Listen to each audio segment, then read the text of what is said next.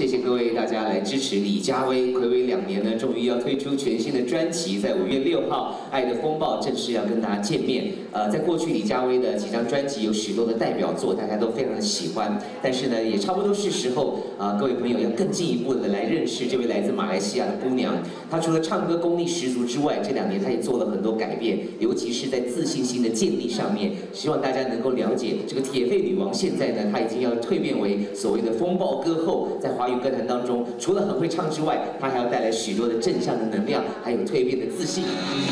这世界